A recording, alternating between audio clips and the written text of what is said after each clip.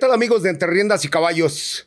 Nos encontramos en un episodio más en donde vamos a hablar de una persona que se ha dedicado estos últimos años a realizar historias literarias que van a quedar para todas nuestras generaciones. Estamos hablando del maestro, catedrático, historiador y escritor. Híjoles, de verdad estoy tan emocionado. Hay cosas encontradas porque el maestro nos ha dejado muchísimo. Me refiero a Alfonso Reséndiz Núñez, sin más preámbulo.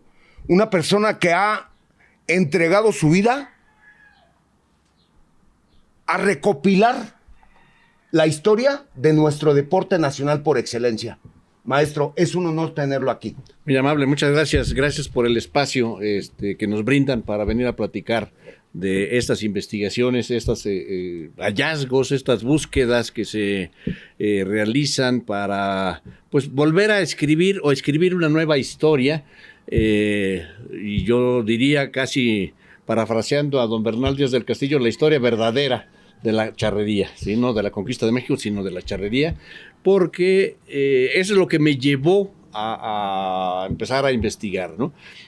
Ver muchos libros que no nos aportaban elementos fehacientes, elementos comprobables de dónde, cómo o cuáles fueron las circunstancias que dieron inicio, que dieron el nacimiento a nuestra tradición de la charrería, ¿no?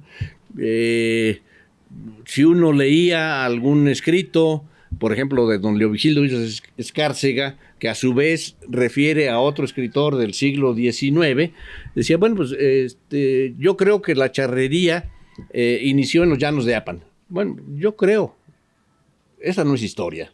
Discúlpeme, ¿no? Son platicar anécdotas o platicar referencias de una charla de sobremesa, ¿no? Otros escritores también decían, no, pues yo considero que nació acá o nació allá, en tal época, en tal año, dicen que por ahí fue, y lo digo con todo respeto, todos los escritores merecen mi respeto, pero pues no nos aportaban elementos fehacientes, ¿no? Entonces, pues yo cuando me retiro de trabajar para empezar a hacer esta labor, tengo que ir al Archivo General de la Nación a revisar las actas del Cabildo del año 1524, cuando se funda el Cabildo de la Ciudad de México, y revisar acta por acta, y fue una labor no sencilla, porque las actas estaban redactadas en un español antiguo. Me encontré actas incluso escritas, manuscritas, que costaba trabajo descifrar la caligrafía, ¿no? Entonces, leer un acta del Cabildo, pues a veces me tardaba todo un día para leer 3 o 4 páginas, ¿no? Entonces, sí, me costó trabajo, pero pues aquí andamos, ¿no? Perfecto. Maestro, demasiado tiempo invertido para que nuestras nuevas generaciones entiendan cómo es que nace nuestro deporte nacional. Ya nos estaba narrando usted demasiada lectura, demasiada investigación, irse hasta el siglo XIV para poder entender cómo ha evolucionado nuestro deporte, cómo es que nos empezamos como mestizos a introducir al mundo del caballo, a lo que son los primeros herraderos, que si me permite, adelante. Mostramos la obra literaria del profesor, en donde plasma lo que es la historia verdadera, porque está sacada y recopilada de libros, de hojas, de un mundo de documentos en donde está plasmado toda su obra. Sí, muchas gracias. Sí, para escribir este primer libro de los primeros herraderos, repito, tuve que revisar las ordenanzas que dictaba el rey de España, primero para prohibirle a los indígenas montar a caballo. Después, a los poquitos años, retractarse el propio rey y ahora sí darles el permiso a los indígenas para que se monten a caballo. Pero más allá de lo que nos habían dicho, que les habían dado permiso para que se montaran y arriaran chivas y borregas, ¿no? Porque ese era el ganado menor, Claro. ¿sí? El ganado de ovejas y caprino. No, yo encuentro que no, que les dan permiso para que participen en la realización de los herraderos con el ganado mayor, con las vacas y con los caballos. O sea, entonces ahí surgen las primeras tareas, ¿sí?, que dan nacimiento algunos años después a la charrería, ¿no? O sea, no era para arrear borregas que se las llevaban de Santa Lucía a Pachuca, no. Era para realizar un herradero específico en un lugar determinado, ¿sí? En un momento determinado. Esa es la historia. Lo demás, como dije hace rato, ¿no? Es plática de sobremesa de anécdotas. O pudiese ser especulación. Podríamos hablar también de una posible especulación, claro. Claro. ¿Sí? ¿Y qué mejor que el maestro Alfonso nos regale toda esta historia? Porque si bien algunos no lo sabrán, pero él es de Hidalgo. Así es. Nace en la ciudad de Maravillas. Maravillas. Maravillas, Hidalgo. Un pueblo excepcional. Un pueblo con mucha tradición charra. Es correcto. Sí. Y donde realmente yo creo empieza esa partecita de decir, quiero escribir. Sí, bueno, yo tuve la fortuna de nacer en el campo prácticamente, ¿sí?, en un rancho que era propiedad de mi padre. Desde los primeros años tengo contacto con el ganado, con los caballos,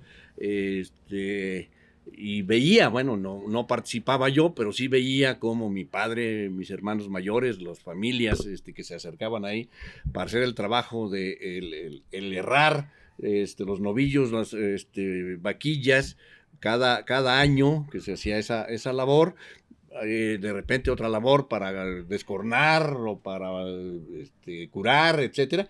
Bueno, uno va viendo y entonces se da cuenta que no es labor de una o dos personas, ¿no? Se requiere una labor de conjunto de muchas personas que sepan el manejo del ganado, ¿sí? Así es. Entonces, cuando uno lee los libros que había, pues yo no me creía que a los indígenas hubieran pasado más de 100 años para que les dieran permiso. No es posible que un puñado de 100 o 200 españoles, que eran los que tenían el control del ganado, hubieran podido manejar los grandes hatos de miles y miles de ganado que empezó a reproducirse en estas tierras, ¿no? Claro. Entonces, es ahí donde empiezan a surgir las dudas y las incógnitas, las preguntas de investigación.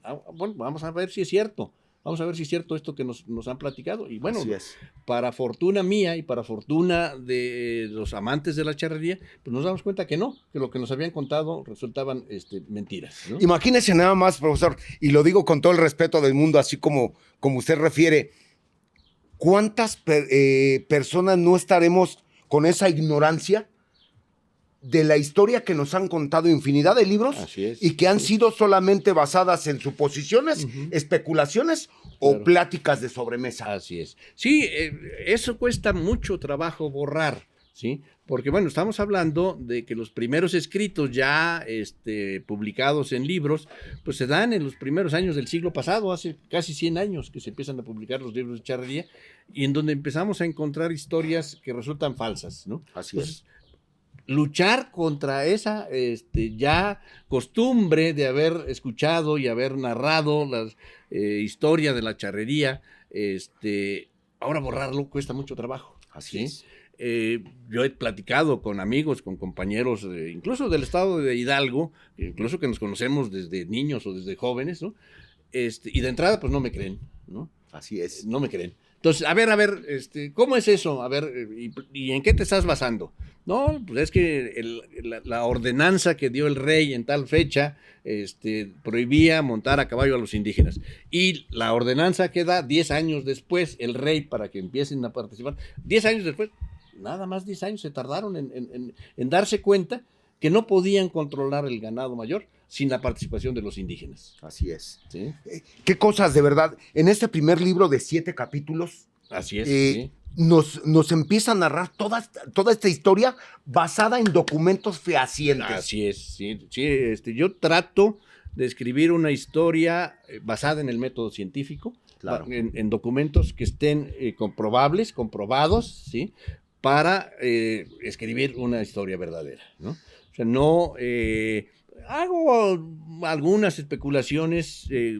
Por ejemplo, no tenía yo, cuando escribí el libro de los primeros herraderos, no tenía la seguridad de que se hubiese coleado el ganado o que se hubiese tirado un pial o una terna, ¿no? Claro. Entonces, bueno, hago la especulación de lo que yo veía y digo, bueno, pues se tuvo que tirar el ganado. ¿Cómo? Pues lazándolo de las patas y lazándolo de la cabeza o de los cuernos, claro, ¿no? claro. Esa era una especulación.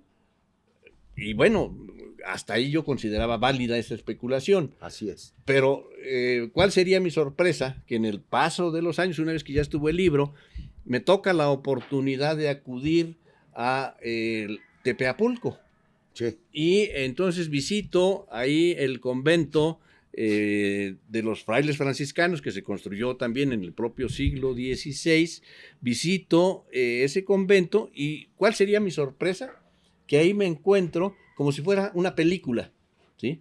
Unos grabados en las paredes, ¿sí? Que dejaron plasmados los indígenas desde el año de 1570, de diferentes faenas de la charrería, y claramente vemos por lo menos un par de imágenes ahí, que está alguien jalándole la cola a un toro, ¿no? Claro. Bueno, ¿qué es eso? Pues es el inicio de la suerte de colas, ¿no? Así es. Vemos otra imagen de una res que está lazada de las patas con una reata. Bueno, pues ahí está los inicios también de lo que hoy llamamos terna, ¿no? Así es.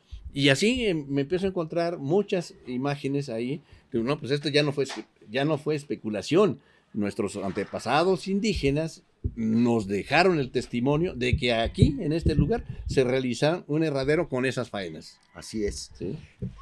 Profesor, de verdad, mire, yo le voy a ser muy franco. Fui joven, claro, y tuve que ir a la secundaria y nos metían la materia o la asignatura de historia y la verdad es que no me gustaba. Esa es la realidad, no me gustaba. Pero al paso del tiempo me da mucho la situación por leer, por empezar a entender cómo se desarrolla nuestro deporte nacional.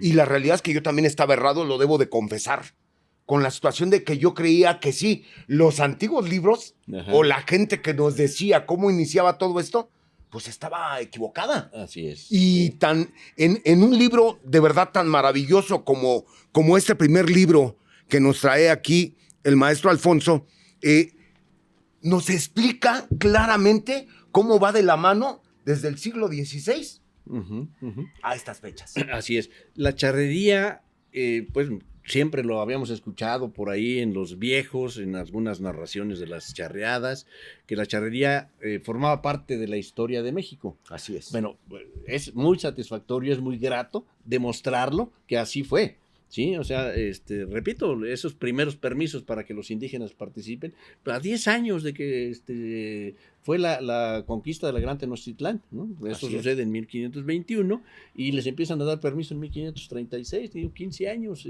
pues no es nada, ¿no? Así es. ¿Sí? La orden de que no se podían montar los indígenas vino del rey en el año de 1526 y 10 años después, en 1536, da marcha atrás el rey. Necesitamos la mano de obra indígena para que nos ayude a controlar el ganado. Y entonces,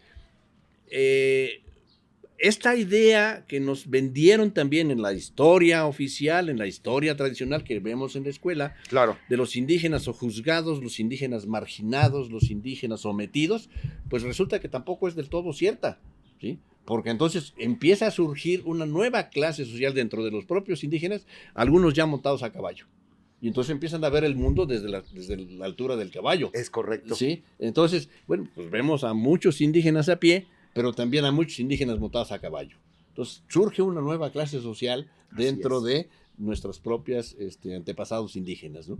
Qué maravilloso de verdad poder entender nuestro deporte nacional desde una óptica donde, repetimos, queridos lectores, queridos seguidores, está basado en documentos.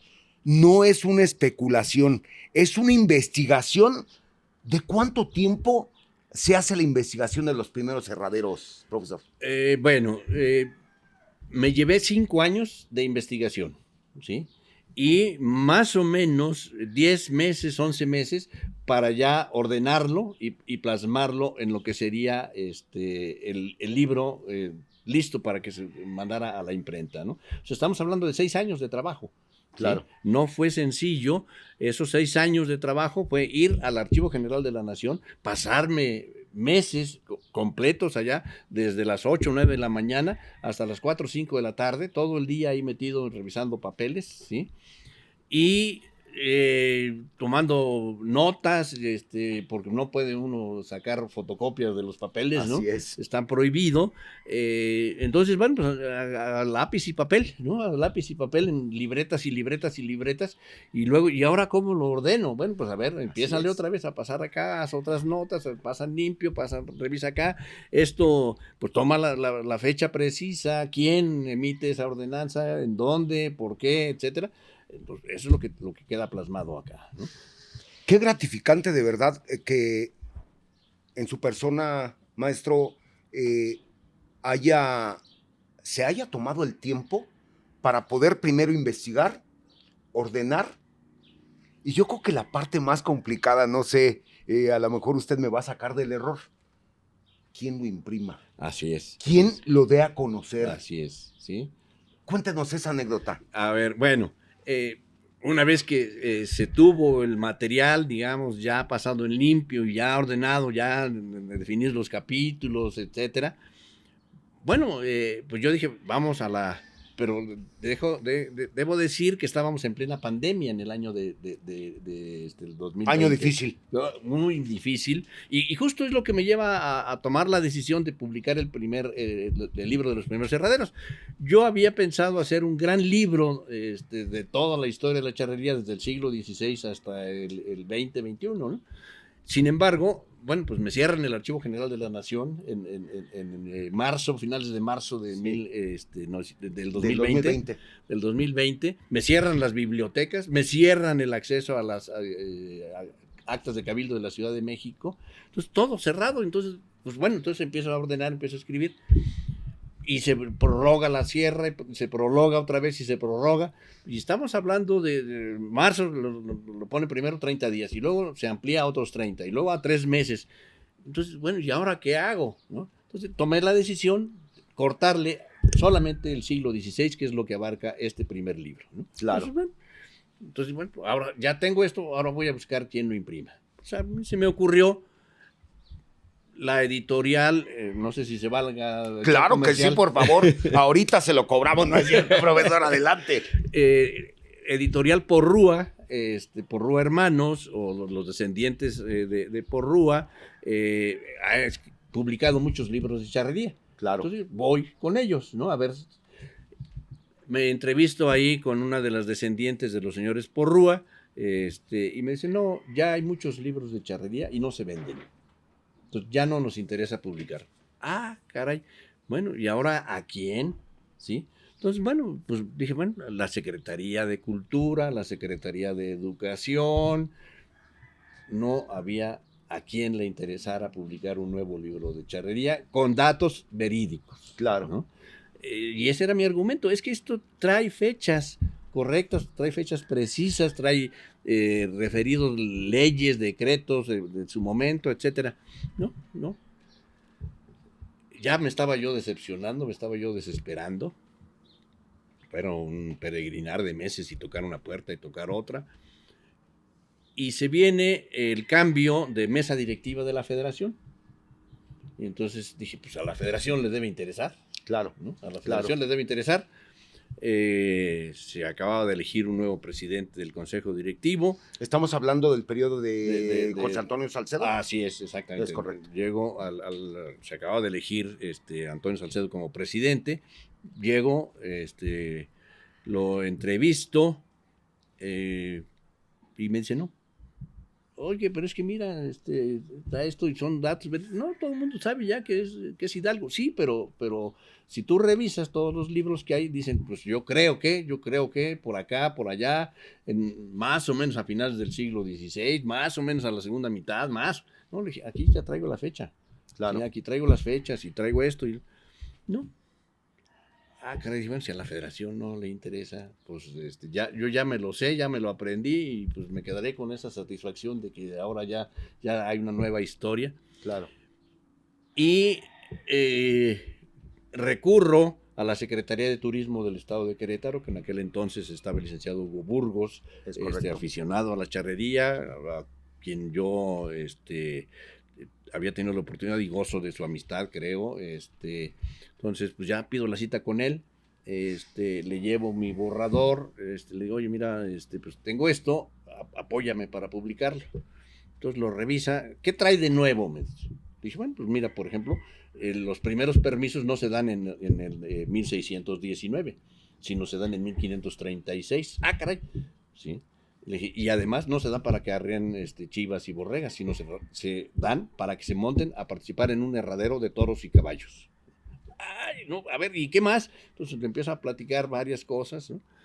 Y dice, no, sí lo publicamos, pero por favor incluye un capítulo de Querétaro. Y dije, mi querido doctor, está cerrado el Archivo General de la Nación, está cerrado aquí el Archivo Histórico de Querétaro, están cerradas las bibliotecas, ¿de dónde voy a sacar la información?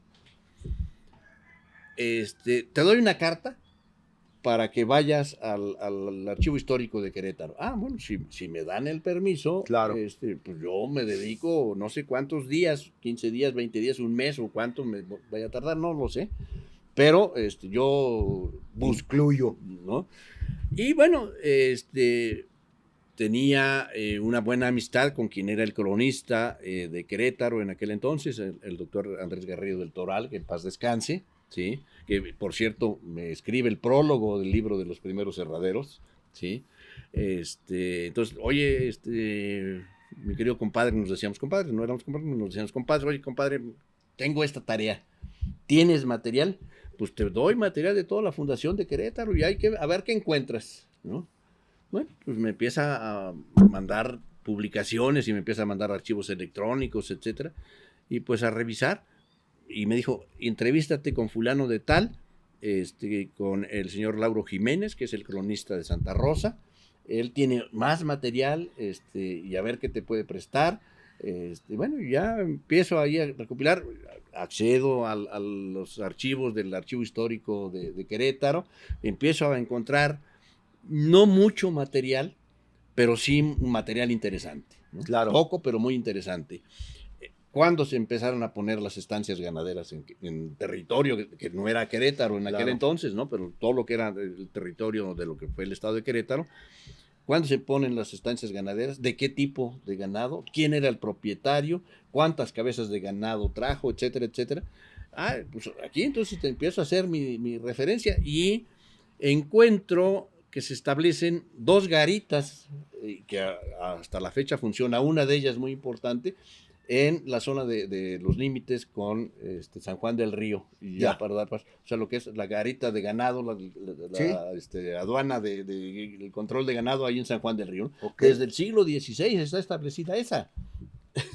Todos los años del mundo. Así es. Y sigue en funcionamiento. Y sigue funcionando, ¿no?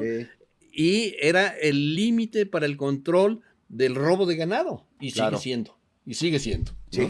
El tema escabroso en nuestro estado en estos momentos. Así es. Pero ahí está. Y entonces, bueno, pues ya, doctor Rossi, ya tengo esto. No es mucho, pero aquí está. Ah, caray.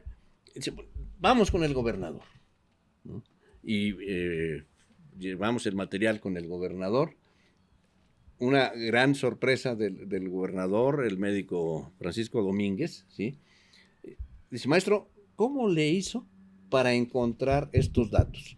Yo cuando estaba en la Unión Ganadera de Querétaro, pagué a alguien que los buscara y no pudo encontrar nada. Le dije, pues con todo respeto, señor, le pagó a la persona equivocada. Es correcto. ¿Sí? Pero yo acepto pagos retroactivos, no se preocupe.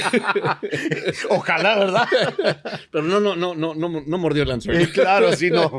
A veces no se puede. Pero la lucha se le hizo, ¿no? Claro, es correcto.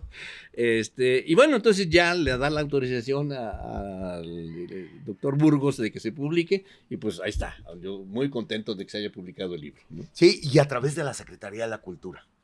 No, de turismo. El primer libro es el de turismo. El primer libro. Perfecto, claro, mire nomás lo que son las cosas, ¿sí? O sea, mis notas entonces están erradas, pero qué bueno que hace mención, porque yo creo que ahí se abre la puerta para una segunda Así es. obra. Estamos en Cuadra Rancho La Chula, estamos ubicados en la colonia El Paraíso, muy cerca de los edificios Condesa Cimatario. Estamos a 10 minutos del centro cívico. Somos una cuadra equina, somos una pensión. Le damos el mantenimiento a tus caballos, ofrecemos lo que es la caballeriza, 10 pacas de alfalfa, la viruta, un baño semanal, el asoleado, que es muy importante, trabajo de rompen o de cuerda para poder ejercitar un poco al caballo. Y tenemos otros servicios adicionales como el trenzado, el cepillado diario, alberca equina para lo que es la terapia para los caballos. Contamos con esta pista de pues, casi 400 metros para ejercitar a los caballos. Y bueno, sentimos que somos una buena opción porque estamos muy cerca del centro. Estamos muy bien ubicados en el libramiento surponiente, frente a la colonia o fraccionamiento Misión Mariana y Candiles. Tenemos 50 caballerizas, tenemos gente muy profesional atendiendo a los caballos. Inclusive aquí tenemos para dar clases de monta.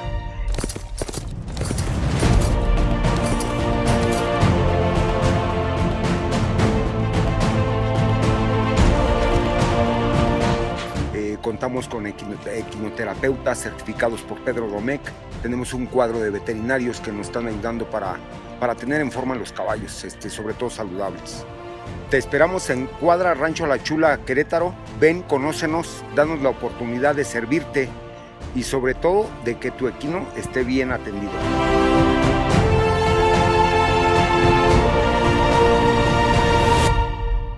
Así es, sí, y yo espero que vengan muchas más, ¿no? Porque Claro. Todavía no me canso de buscar, de quitar piedras y encontrar papeles.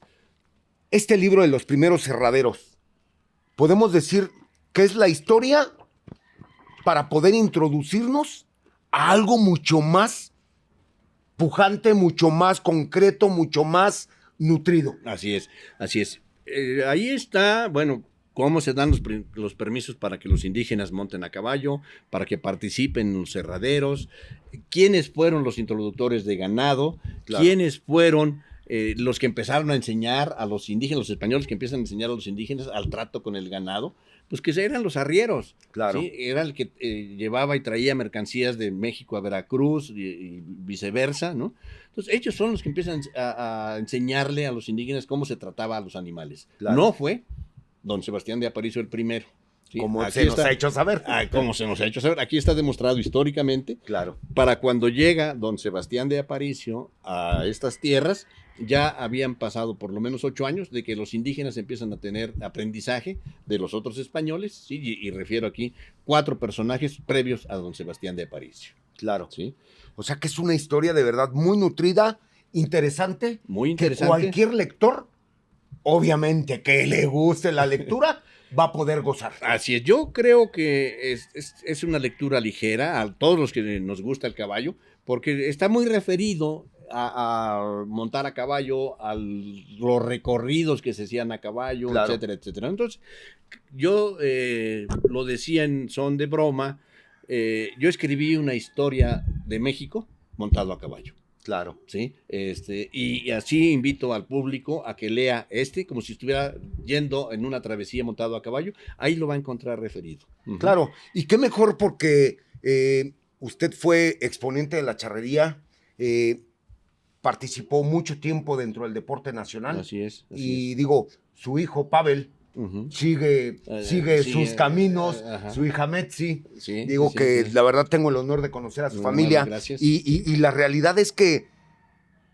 como lo dice usted, se antoja leerlo. No, pues yo espero que sí. De verdad invito a todo el público a que lo lea para que nos vayamos adentrando en lo que es la realidad de cómo inicia nuestra tradición, ¿no? Claro, queridos seguidores, en realidad habría que ver y como dice el maestro, empezar a documentarnos y a cambiar un poco nuestra mente para saber la verdadera historia tanto de México como de nuestro deporte nacional.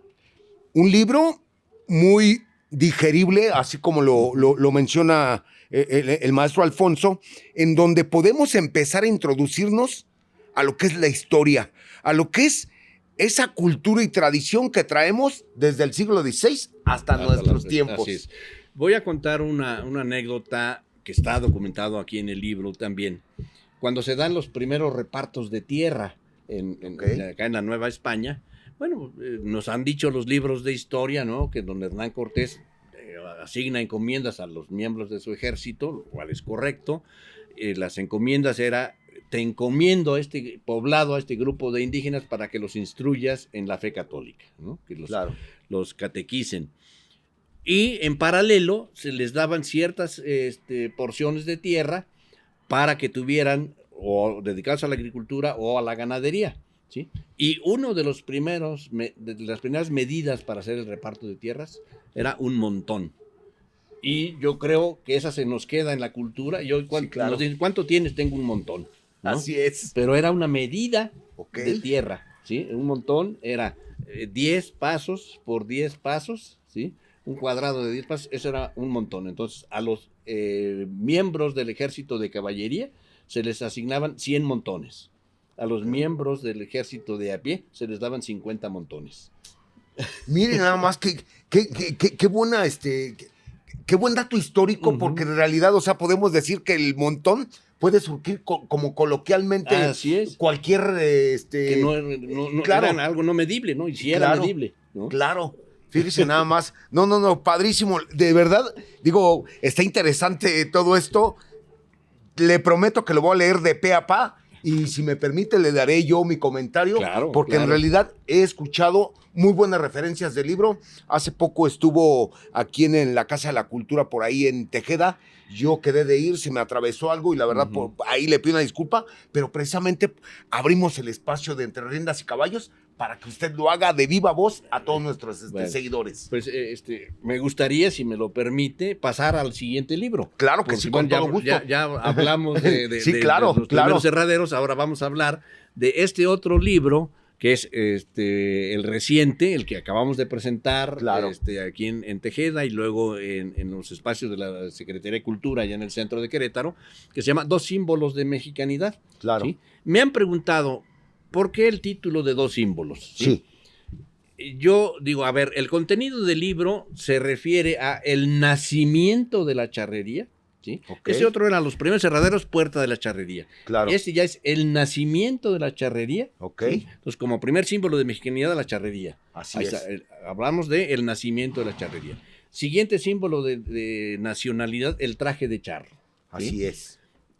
En esa segunda parte, lo que vamos a encontrar es la demostración de que la versión de que había sido el archiduque Maximiliano quien había modificado el traje del chinaco o del ranchero del siglo XIX para crear nuestro pantalón de charro es falso. Para cuando Maximiliano llega a estas tierras, ¿sí? Se viste de charro, ¿sí? Pero ya el pantalón se usaba cerrado por lo menos 25 años antes de que él llegara a estos lares, ¿sí? Entonces, bueno, pues qué gran orgullo de mexicanidad, que el traje de charro que nos identifica ante el mundo, ¿sí?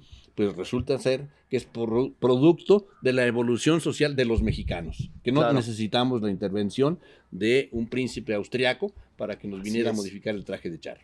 Creo que lo estén galardonando de manera maravillosa, porque a final de cuentas todos pensábamos, y me incluyo, digo, la verdad, qué buena charla, maestro, que nos da a través, obviamente, de un libro de historia, de investigación, como usted lo refiere, en donde tenemos que sentirnos orgullosos del traje que portamos hoy. Siempre lo he dicho, yo creo que ya es una frase que se ha expandido, que vestirse de charro es vestirse de México. Definitivamente. Y el día de hoy lo confirmamos a través de que la evolución del traje de charro no fue por un príncipe austriaco.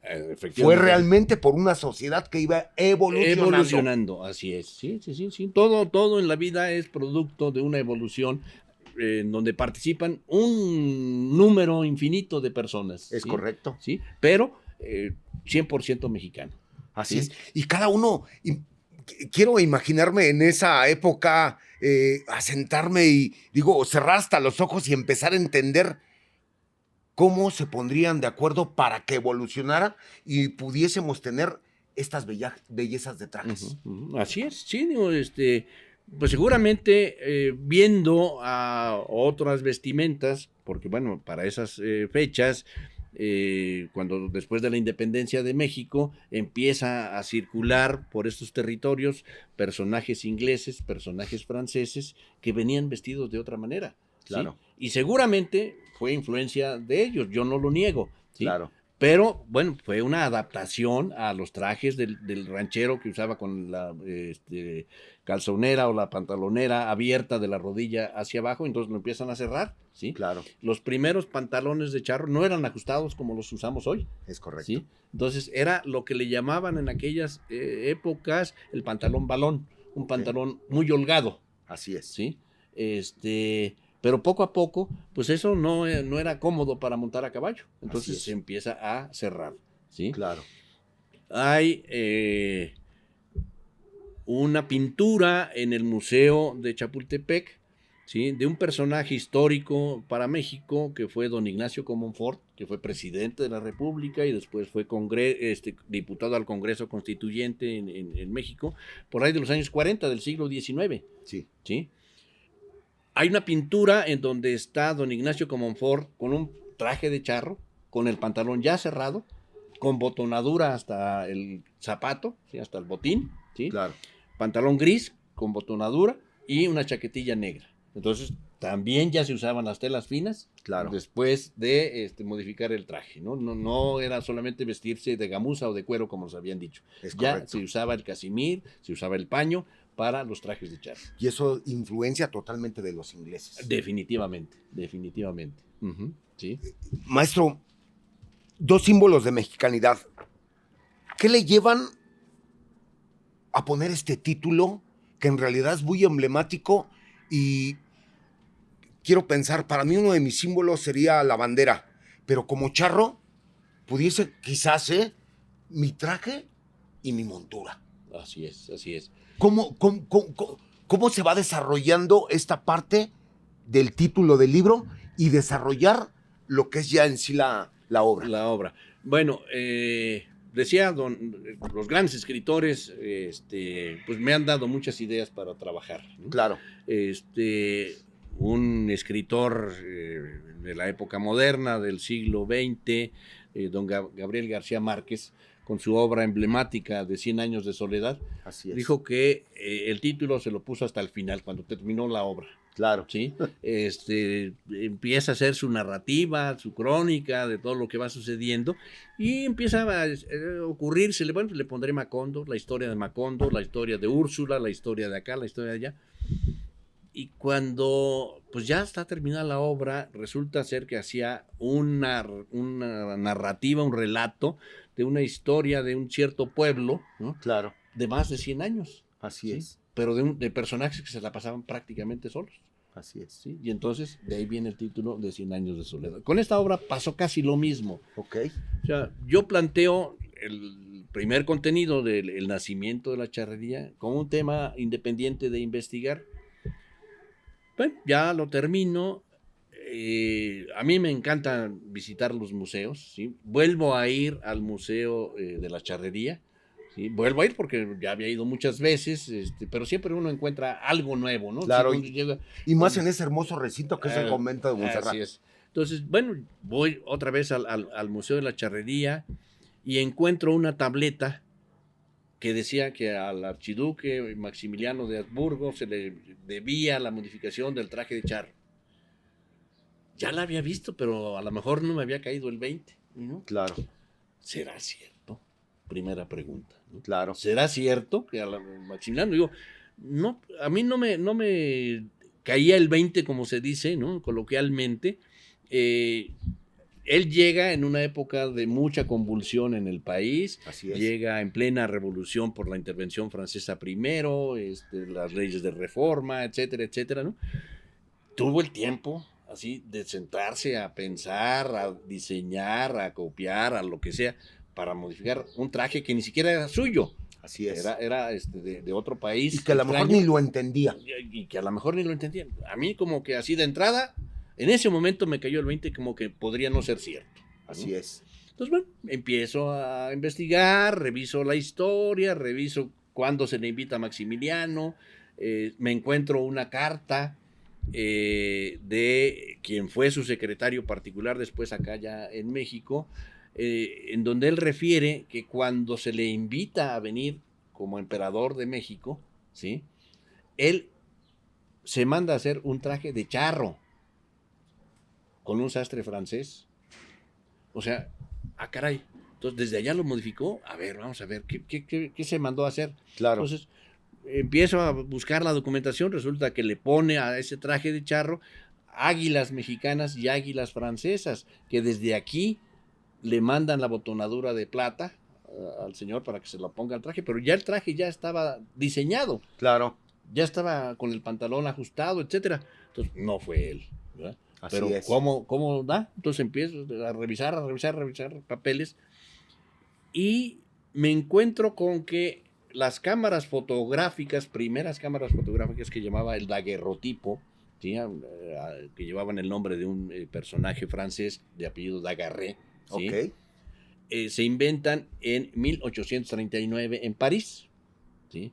En agosto salen los primeros prototipos de ese modelo de cámara, y para diciembre de 1839 ya estaban en México. Sí, o sea, muy poquitos meses, ¿no? De agosto a diciembre ya estaban acá. Y voy al Museo Nacional de la Fotografía y digo, a ver, quiero fotografías de personajes charros, ¿sí?, del siglo XIX. Pásele por acá, estábamos medio restringidos todavía, ¿no? Claro. Voy allá, me asignan un cubículo, me dice, mira, aquí está todo lo que tenemos digitalizado. Póngale usted por fecha, me dan las instrucciones de cómo buscar, etcétera. Si no lo encuentra, entonces lo pasamos a otra sala en donde hay muchas fotografías en papel. Ah, bueno, correcto. Pues, ¿cuál sería mi sorpresa? Que desde mi punto de vista sería la primera fotografía de un charro tomada en marzo de 1840. O sea, estamos hablando, llegan en diciembre, enero, febrero, marzo, a menos de 4 meses, Claro. ya había una fotografía de un charro. Con otro dato histórico. Claro. España reconoce la independencia de México, Sí, en 1839. Y la fotografía se da en 1840 y se da un personaje español y un personaje mexicano. Un típico español que podría ser un traje sevillano, sí. ¿sí?, y el traje mexicano. Y el título de la fotografía es Los lazos de la hermandad. Pero qué maravilla. Sí, claro, claro. Qué maravilla, Sí. de imagen, ¿no? Pero ya era pantalón cerrado. Dije, aquí está. Claro. Fotografía, no pintura, no dibujo, no. Una fotografía captada en vivo directamente de los personajes como se vistieron en ese momento, ¿no? Y entonces sigo buscando y encuentro una buena cantidad de fotografías de entre 1840 hasta 1863, antes de que llegara Maximiliano a estas tierras. Claro. ¿Sí? Pantalones de todo tipo, pantalones de lo que hoy llamamos tapabalazo. Así ¿sí? es. Pantalones, trajes. ¿Qué es lo que porto el día de hoy, Muy bien. maestro? Entonces, bueno, ahí están las pruebas. Claro. Ya con imágenes fotográficas, no con pinturas, no con versiones del papel descrito como nos lo describió don Luis Ginclán, ¿no? Por ejemplo, los Claro. trajes de los chinacos, sino ya imagen, Claro. imagen de fotografía. Qué agasajo de verdad, maestro, el poder disfrutar estas 2 obras literarias que de verdad le van a servir a todas las nuevas generaciones para que no sigan confundidos en una situación que no debe de ser, sino es con papeles. Así es. Con una investigación real que se llevó N cantidad de tiempo en el que usted, apasionado por su deporte, dijo, lo voy a hacer, y el día de hoy lo tenemos plasmado en estos 2 bellos libros, Los primeros herraderos y 2 símbolos de mexicanidad. Maestro, el tiempo es muy corto, desgraciadamente, en los programas, pero díganos algo con lo que quiera cerrar para que nuestros seguidores se interesen, y vamos obviamente a dejar su teléfono, sus redes sociales, para que nos diga dónde podemos conseguir los libros, poderlos leer y quizás a lo mejor hasta ponernos en contacto con usted porque sabemos que tiene otras obras en puerta. ¿Cómo no? No, pues, primero, bueno, pues, agradecido con el espacio, agradecido con esta charla que no ha sido una entrevista, ha sido una charla de Es amigos, correcto. una charla libre. Yo así me siento, ¿no? Así es. Como si estuviera en mi casa, en mis Y caballerizas. está en ¿no? su casa. Muy Está en su amable, casa, gracias. maestro. No me digan porque les pido las llaves. Por favor. Pero bueno, dos cosas antes de cerrar. Este libro del nacimiento de la charrería contiene eso, justamente el nacimiento de la charrería. A ver, quiero referirme a lo que dice, por ejemplo, la Enciclopedia de México. Si uno busca qué es la charrería en la Enciclopedia de México, nos lo dice así en unos cuantitos renglones, 2 o 3 renglones. Es la equitación a la usanza mexicana. Así nada más, así de fácil. Pero entonces yo digo, bueno, tiene que tener un significado más profundo. Claro. Entonces yo digo, a ver, ¿qué nos distingue como equitación del resto de las equitaciones, de la equitación francesa, de la inglesa, de la brasileña, etcétera, etcétera, ¿no? Yo digo que nos distinguen 3 elementos, ¿sí? La silla, la montura, con cabeza de silla, que es única en el mundo. Es correcto. ¿sí? Y ya lo define así, por ejemplo, don Carlos Rincón Gallardo, que es una montura maravillosa, y efectivamente, es una montura de mucha valía para nosotros los charros. Claro. Ese es un elemento distintivo, la montura. Pero hay otros, ¿sí? Nadie en el mundo maneja la soga como la manejan los mexicanos. Así Ahí es. está un segundo elemento distintivo, ¿sí? Y el tercer elemento es la rienda, que se maneja con una sola mano. Las correas que tienen los franceses, los ingleses, los españoles, los brasileños, A etcétera, 2 manos. a 2 manos. Y acá se maneja con una sola mano. Pero ¿cuándo nacen cada una de estas cosas? ¿Por qué entonces yo propongo fechas para esto? Claro. Resulta que en los papeles la reata de Istle de nuestros magueyes se elabora desde 1540. ¿Sí? Ahí está un primer elemento, ahí está una fecha. Claro. Pero no se conjunta todo, ¿no? Bueno, Así es. en uno de los herraderos que participan los indígenas y los españoles en el pueblo de Tepeapulco, hoy perteneciente al Estado de Hidalgo, en aquel entonces pertenecía al Estado de México, hoy perteneciente al Estado de Hidalgo, los indígenas que participan en ese herradero le piden permiso al virrey Luis de Velasco, febrero de 1552, para modificar la silla española y crear una silla mexicana. Bueno, no se llamaba mexicana, una silla adaptada a las necesidades de ese momento, ¿no? Claro. Y si uno revisa otros libros, en el siglo XVII, en el siglo XVIII le llamaban montura tipo Luis de Velasco, atribuyéndole a don Luis de Velasco como si él hubiera sido el autor de la modificación de la silla. No, le pidieron permiso a don Luis de Velasco para crear esta silla, ¿sí? 1552. Y en ese mismo año le piden permiso también para que la rienda se pueda manejar con una sola mano. Entonces, ahí están los 3 elementos distintivos. Claro. ¿sí? ¿Y por qué nace la charrería en Tepeapulco? Entre 1552 y 1555, que es las primeras apariciones de la montura con cabeza de silla. Hermoso, de verdad. Digo, casi le decía, maestro, córtele porque yo lo quiero leer. Y de verdad, o sea, es muy interesante. Digo, son de este libro, si me permite, 201 hojas. 202 hojas. Que yo creo que en una buena tarde, en un lugar así, se lo echa yo creo que en un día. Pero para digerirlo, no basta ni una vida para poderlo disfrutar Así es. siempre. Sí. Regálanos un cierre, porque usted debe de estar lleno de tantas cosas. Tenemos 3 libros en puerta. Tenemos 3 libros en puerta, ¿sí? Ya me piqué con esto de desbaratar mitos, ¿sí? Nos han dicho, y nos lo han dicho y repetido casi hasta el cansancio, los otros, yo ya me cansé de escucharlo. ¿sí? Claro. No sé si los que lo dicen ya se cansaron de repetirlo, pero yo ya me cansé de escucharlo y entonces me metí a investigar. Nos han dicho que el charro mexicano deriva del charro salmantino, ¿sí? Sí.